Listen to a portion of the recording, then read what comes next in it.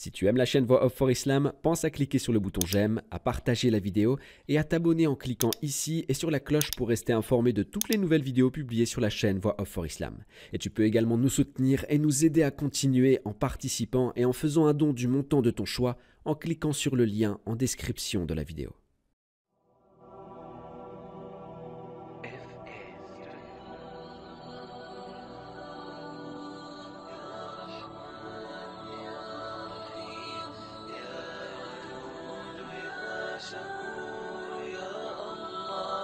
لبيك اللهم لبيك لبيك لا شريك لك لبيك إن الحمد والنعمة لك والملك لا شريك لك لبيك لبيك اللهم لبيك لبيك لا شريك لك لبيك إن الحمد والنعمة لك والملك لا شريك لك لبيك لبيك اللهم لبيك لبيك لا شريك لك لبيك إن الحمد والنعمة لك والملك لا شريك لك لبيك لبيك اللهم لبيك لبيك لا شريك لك لبيك إن الحمد والنعمة لك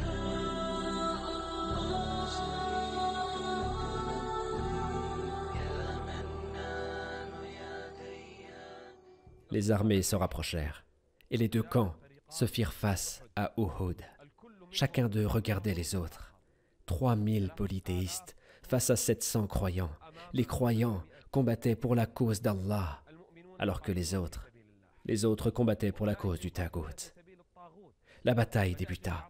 Un des polythéistes sortit des rangs. Son nom était Talha ibn Abi Talha. Il sortit des rangs et il s'avança en criant « Qui de vous pour engager un duel ?» Talha était fort, un duelliste intrépide reconnu. Az-Zubayr ibn al-Awwam, qu'Allah l'agréé, alla à sa rencontre et dit « Je suis ton homme, ô ennemi d'Allah !» Les deux s'engagèrent dans un combat féroce. Mais Az-Zubayr demandait secours à son Seigneur. Il demanda secours à son Seigneur et il le fit tomber au sol, le pointa de son épée et le transperça. Le prophète, alayhi salatu wassalam, proclama la grandeur d'Allah. C'était le début de la bataille. Allahu Akbar, s'écrièrent les musulmans. Allahu Akbar. Puis le prophète dit, chaque prophète a un partisan. Le mien est Az-Zubayr ibn al-Awwam. Les musulmans avancèrent et les deux armées se percutèrent. La devise des musulmans après le takbir était Amit.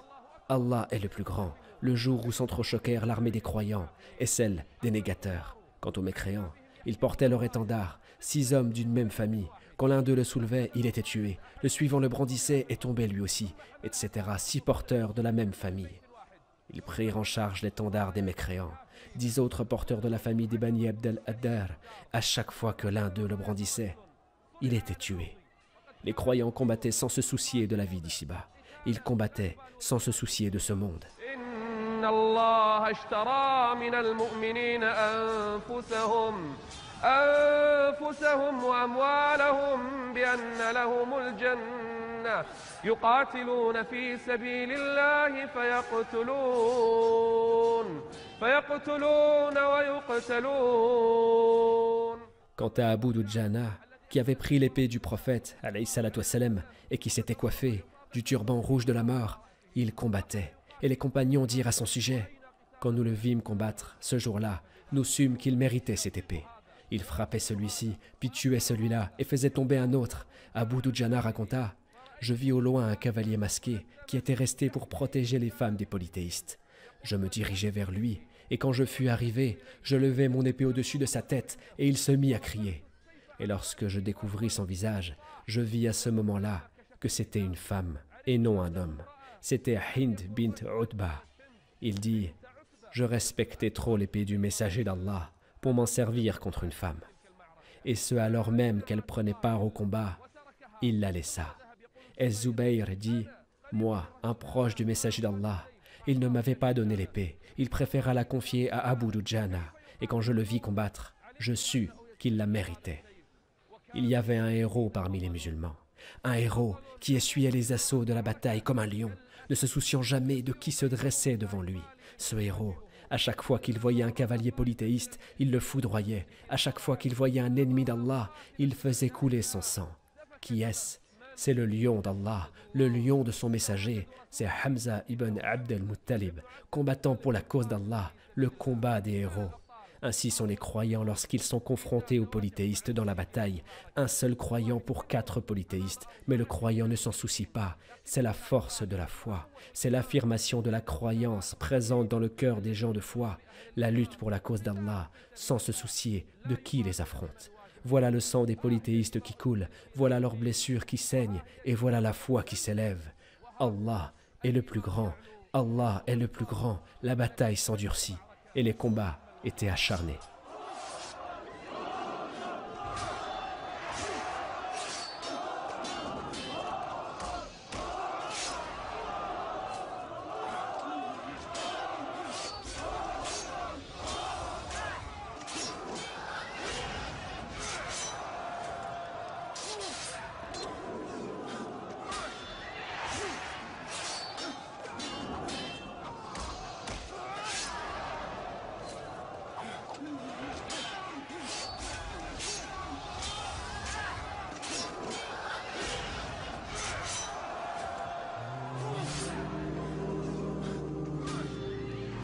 حشد الكفار حشد المنتقم أعلنوا الحرب وجهزوا الرحال بلغ الأمر النبي عندها عبأ الجيش وهيأ الرجال أمر الرومة ألا يبرحوا جبلا يحضن ساحة القتال. La bataille s'endurcit et les combats étaient acharnés.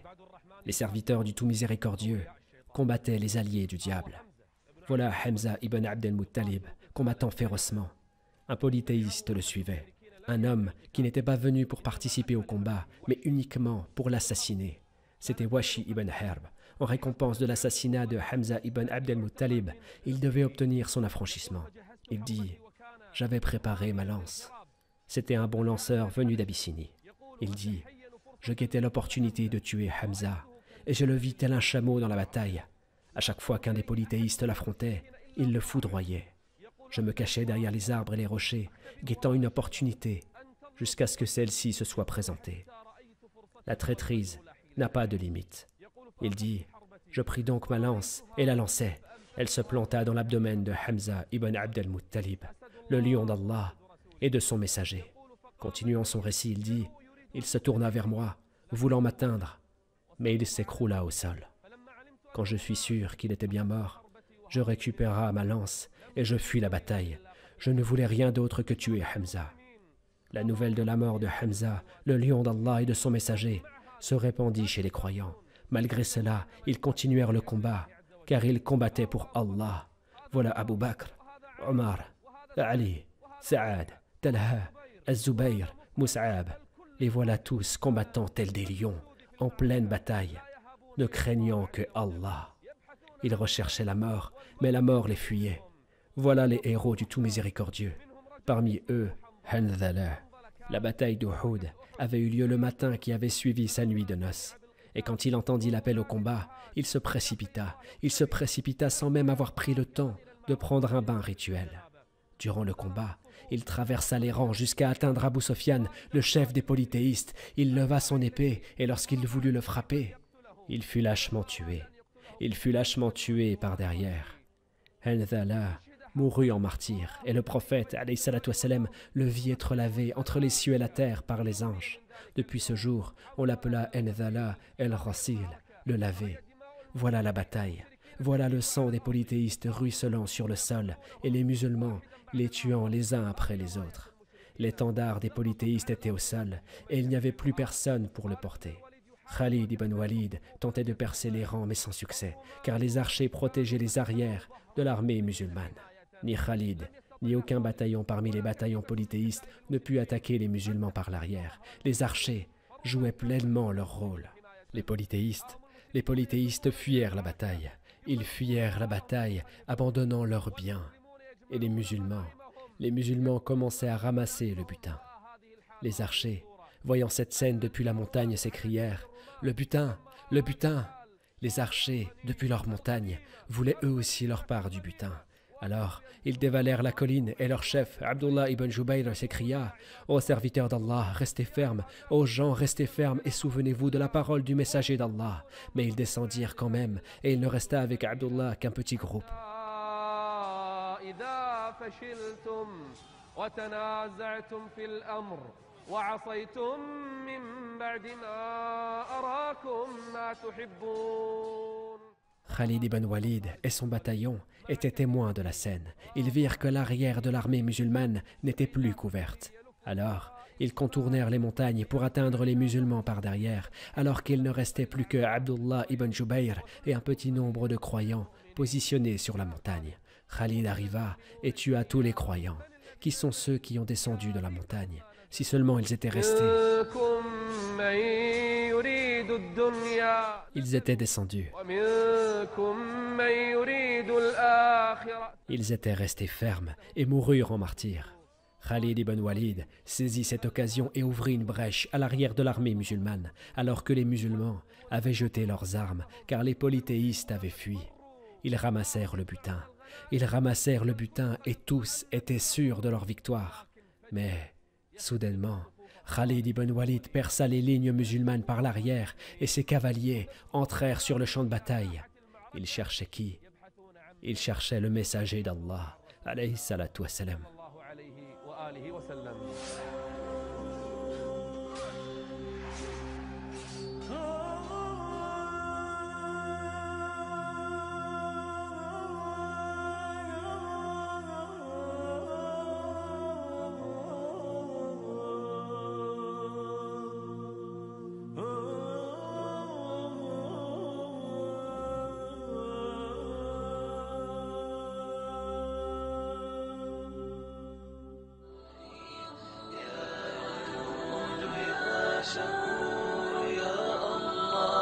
لبيك اللهم لبيك لبيك لا شريك لك.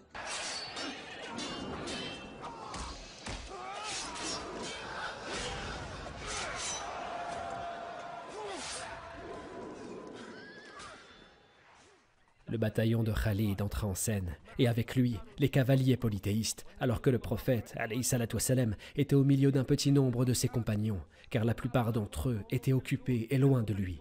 Le prophète, alayhi salatu wassalam, fit attention à la percée des polythéistes dans les lignes musulmanes, alors que les croyants étaient distraits.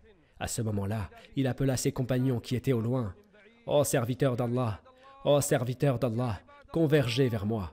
Et Khalid entendit la voix du prophète. Les polythéistes entendirent la voix du messager d'Allah. À ce moment-là, ils surent exactement où il était. Alors, ils accoururent vers lui pour le tuer. Il n'avait avec lui que 7 musulmans médinois. 7 musulmans médinois et 2 mécois.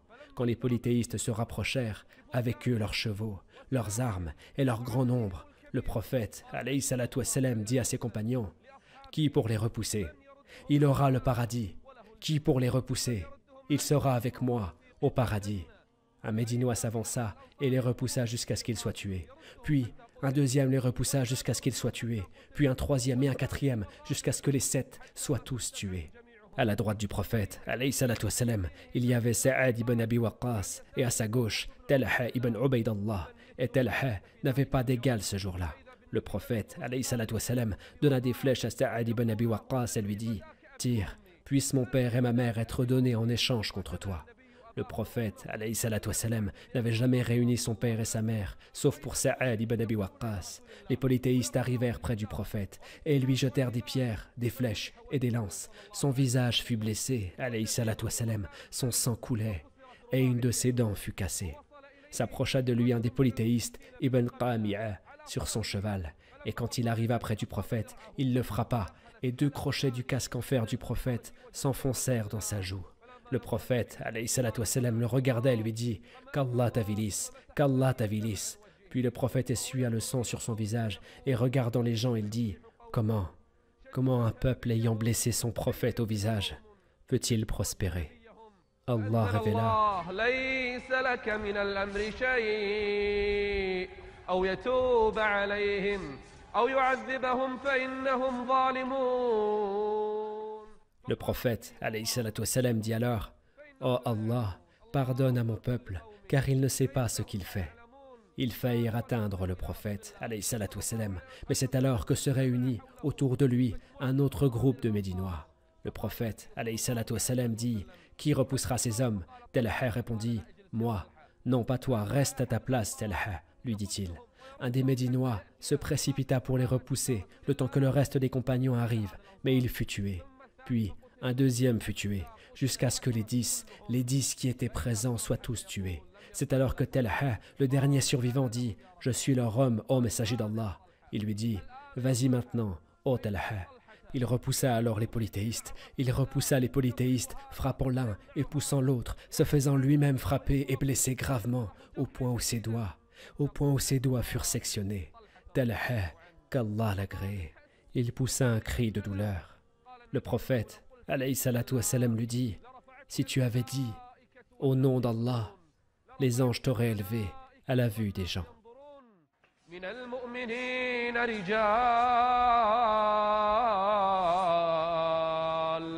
رجال صدقوا ما عاهدوا الله عليه فمنهم من قضى نحبه ومنهم من ينتظر وما بدلوا تبديلا. Il combattait pour protéger le messager d'Allah, alayhi salatu wassalam. La main de Talha fut paralysée ce jour-là. Son corps était couvert de plus de 30 blessures, mais il resta patient, se redressant et combattant à la place du messager d'Allah, alayhi salatu wassalam. Et les compagnons virent de loin cette faction de croyants, tombant les uns après les autres pour protéger le messager d'Allah, alayhi salatu wassalam. Les compagnons qui avaient été surpris par la percée de Khalid et du bataillon polythéiste accoururent vers le messager d'Allah en criant: Nous te soutenons au sacrifice de nos pères et mères, ô messager d'Allah. Les rangs étaient défaits. Personne ne pouvait reconnaître ses amis de ses ennemis. Les rangs étaient défaits. Les rangs s'entrecroisaient. Les polythéistes massacraient les musulmans et ils faillirent même atteindre le messager d'Allah, alayhi salatu wassalam. Si ce n'était un groupe de croyants qui protégeait toujours le messager d'Allah, alayhi salatu wassalam. حشد المنتقم أعلنوا الحرب وجهزوا الرحال بلغ الأمر النبي عندها عبأ الجيش وهيأ الرجال أمر الرماة ألا يبرحوا جبلا يحضن ساحة القتال التقى الجيشان والنصر بدا مثل بدر الليل ساعة اكتمال خلف الرماة أمر المصطفى جلهم خالف والحرب امتثال بدل الحال وخير الخلق في ذلك الموقف يرمى بالنبال هجم الحبيب شج رأسه دمه الطاهر فوق الوجه سال هجم الحبيب شج رأسه دمه الطاهر فوق الوجه سال والبطولات تجلت حوله فغدا كالطود ما بين الجبال بعدها أسند في الشعب وقد. La bataille s'était centralisée autour du messager d'Allah, alayhi salatu wassalam. Tous les polythéistes voulaient l'atteindre, chacun d'eux savait pertinemment ce que tuer Mohammed, alayhi salatu wassalam, signifiait. Le prophète, alayhi salatu wassalam, avait autour de lui un petit nombre de croyants qui le protégeaient. Et alors qu'il marchait, il tomba dans un trou. Ali lui tendit la main et l'en fit sortir, alors que Talha le couvrait. Le sang du messager d'Allah, alayhi salatu wassalam, coulait. Son sang coulait, et le voyant ainsi, Abu Ubaïda ibn al-Jarrah remarqua qu'il avait 2 crochets enfoncés dans sa joue. Le prophète, alayhi salatu wassalam, ne les avait pas retirés. C'est alors qu'Abu Ubaïda les lui retira avec les dents, et certaines de ses dents se cassèrent. Il en fut fier toute sa vie. Le sang coulait, et les compagnons du messager d'Allah, alayhi salatu wassalam, se rassemblèrent autour de lui.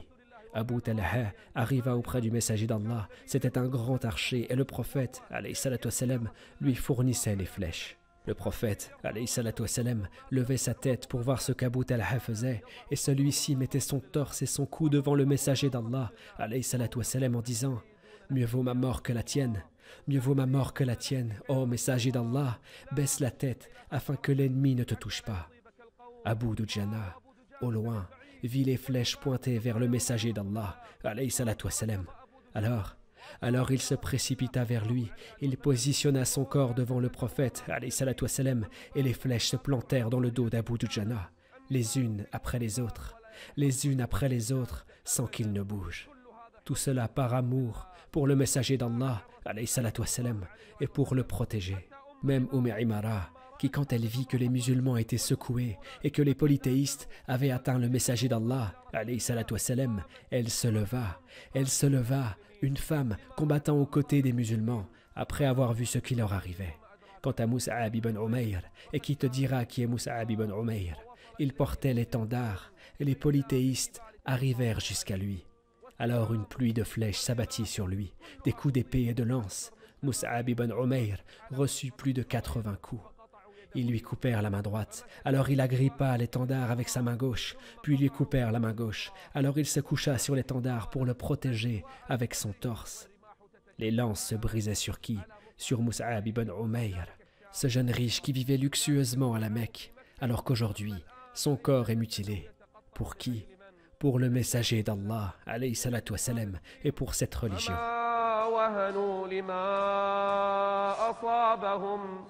لما أصابهم في سبيل الله وما ضعفوا وما استكانوا. Chacun d'eux combattait en sachant qu'il était déjà mort. Les musulmans se regroupèrent autour du messager d'Allah, alayhi salatu wassalam. Les rangs étaient mélangés. Nul ne savait distinguer qui était musulman de qui était polythéiste. Hudayfa ibn al-Yaman vit son père, au loin, entouré par un groupe de musulmans qui voulaient le tuer. Hudayfa s'écria « C'est mon père, c'est mon père !» Mais il ne put atteindre son père. Croyant qu'il était du nombre des polythéistes, les musulmans le tuèrent. Hudayfa dit « Qu'Allah vous pardonne, c'était mon père. » Un certain nombre de musulmans furent tués par d'autres musulmans, car les rangs étaient mélangés. Personne ne savait où aller. Personne ne savait où était le messager d'Allah, alayhi salatu wassalam. Un groupe de musulmans l'avait caché pour le protéger, et le reste des troupes ne le savait pas. Et le diable propagea parmi eux à ce moment-là la rumeur. « Mohammed a été tué! Mohammed a été tué !» Ibn Qaymi'a, en tuant Mus'ab, a cru qu'il avait tué le messager d'Allah, alayhi salatu wassalam, et il cria « J'ai tué Mohammed! J'ai tué Mohammed !» Les hommes étaient alors effondrés. Le découragement se décupla et le désarroi toucha certains musulmans. Le messager d'Allah est mort. Certains s'étaient assis, d'autres s'étaient écroulés en pleurant, croyant que leur bien-aimé était mort. Anas ibn al-Nathr vit certains musulmans retourner chez eux. Il leur dit « Que faites-vous » Ils répondirent « Le messager d'Allah est mort. » Il rétorqua alors « Et que voulez-vous faire de la vie après la mort du messager d'Allah » Il prit son épée et jeta tout le reste. Il s'avança vers l'armée des polythéistes et vit Sa'ad ibn Mu'ad. Il vit Sa'ad ibn Mu'ad et il lui dit « Oh Sa'ad, pourquoi es-tu assis » Sa'ad répondit « Le messager d'Allah est mort, ô Anas. » Anas rétorqua « Et que ferons-nous de la vie après la mort du messager d'Allah » Oh Sa'ad, je sens l'odeur du paradis, je la sens, et je la trouverai au pied d'Uhud. Il prit son épée et s'avança vers l'armée des polythéistes. Il frappait et avançait, on le blessait et il avançait encore, on le frappait et il avançait toujours, jusqu'à ce qu'il s'écroulât. Mort. J'aimerais être au paradis, et ses alentours. Son eau est douce et fraîche. Ainsi était l'allégeance des compagnons au messager d'Allah jusqu'à la mort sur le sentier d'Allah. Un Médinois, en plein combat, dit à ceux qui l'entouraient « Si le messager d'Allah est mort, c'est qu'il a transmis son message. Venez donc mourir pour ce à quoi le prophète a donné sa vie. »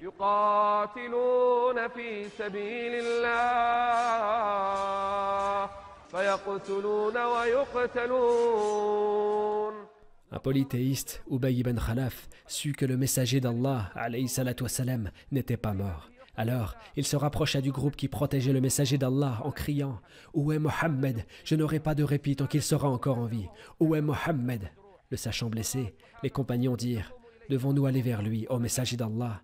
Il répondit « Non. » Puis, il prit une lance alors qu'il était blessé, la lança et l'atteignit au cou. Touché au cou, il retourna vers les siens. Il retourna vers les siens en criant « Mohammed m'a tué! Mohammed m'a tué !» Puis il mourut quelques heures plus tard. Lorsque tous les rangs avaient rejoint leur camp, certains musulmans s'étaient réfugiés sur la montagne, d'autres étaient avec le messager d'Allah, alayhi salatu wassalam, tandis que certains s'étaient retirés et que d'autres étaient morts. Les polythéistes se mirent à mutiler les cadavres. Hind bint Udba vint sur le cadavre de Hamza ibn Abd al-Muttalib. Elle mâcha son foie, lui coupa les oreilles, le nez et mutila son corps. Tout cela par haine pour le messager d'Allah, par haine pour l'islam, par haine pour les musulmans.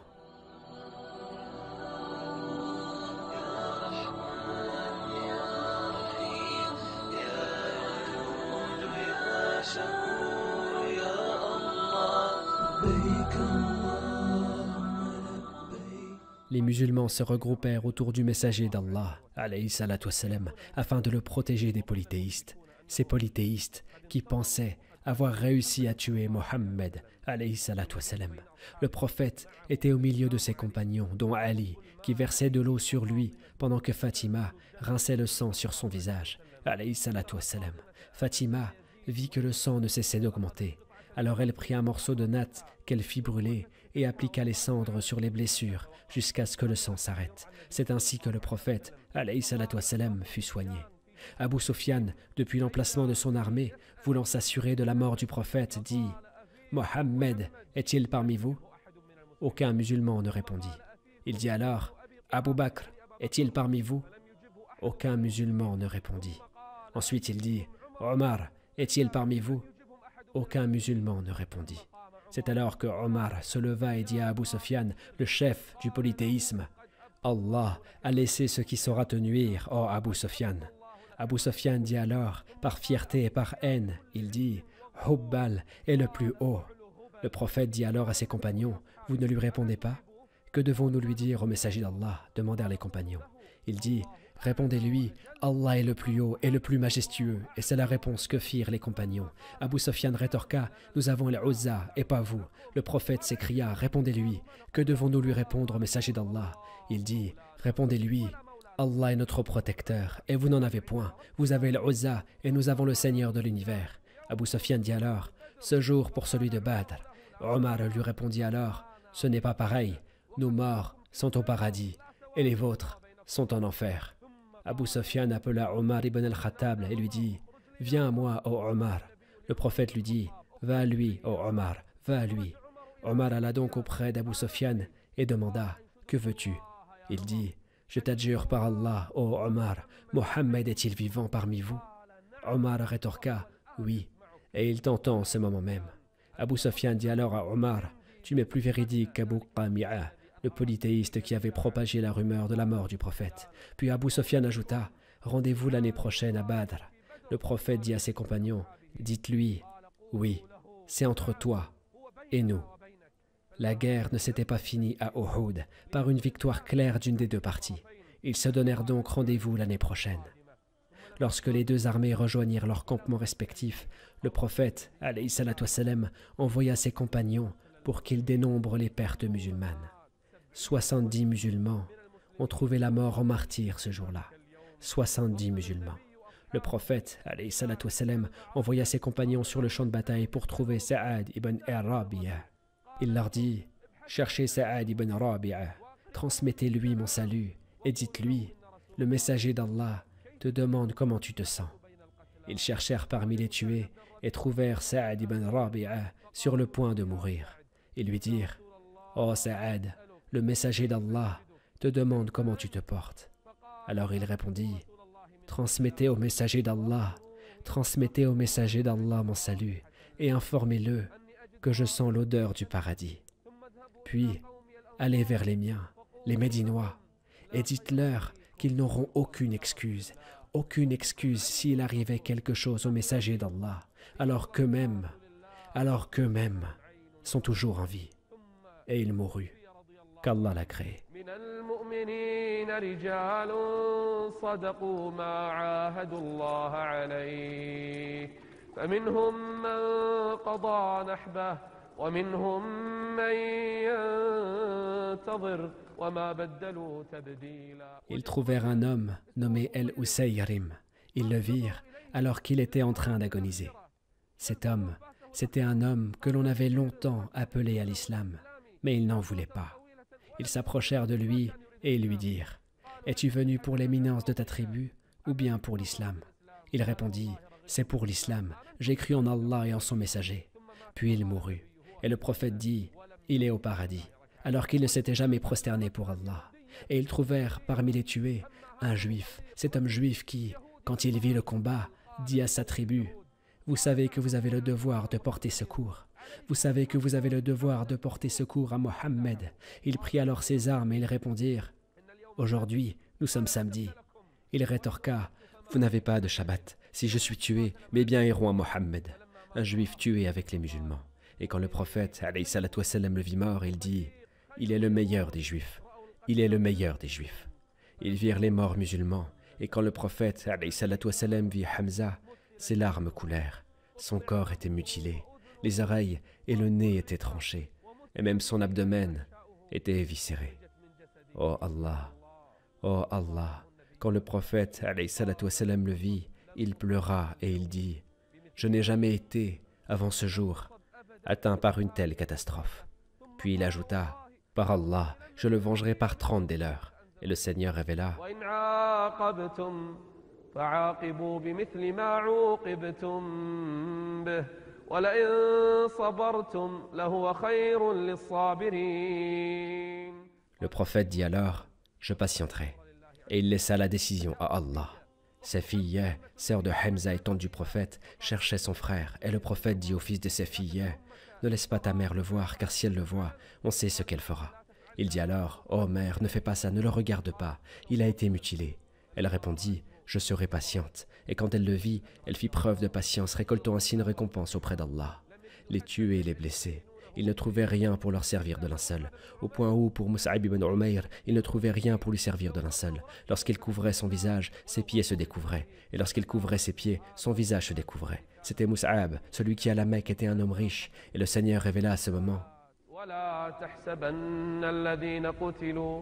ولا تحسبن الذين قتلوا في سبيل الله أمواتا بل أحياء عند ربهم يرزقون. Les compagnons furent attristés, mais le prophète leur apprit qu'ils seront ressuscités le jour de la résurrection, avec lui pour témoin.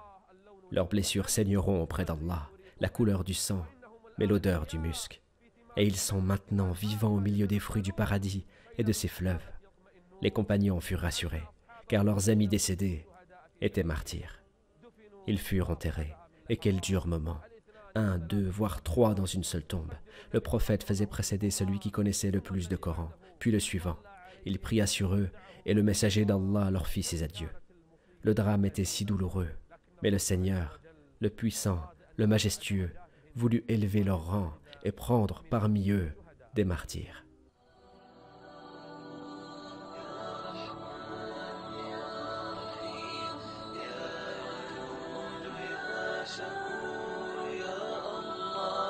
لبيك اللهم لبيك لبيك لا شريك لك لبيك إن الحمد والنعمة لك والملك لا شريك لك لبيك لبيك اللهم لبيك لبيك لا شريك لك لبيك إن الحمد والنعمة لك والملك. Voix for Islam existe grâce à vous, grâce à votre contribution. Nous ne vivons pas de la publicité, celles présentes sur la chaîne sont imposées par YouTube en raison de droits d'auteur. Vos dons nous permettent de continuer nos projets. Et Allah a garanti à chacun sa subsistance. Barakallahu fikum.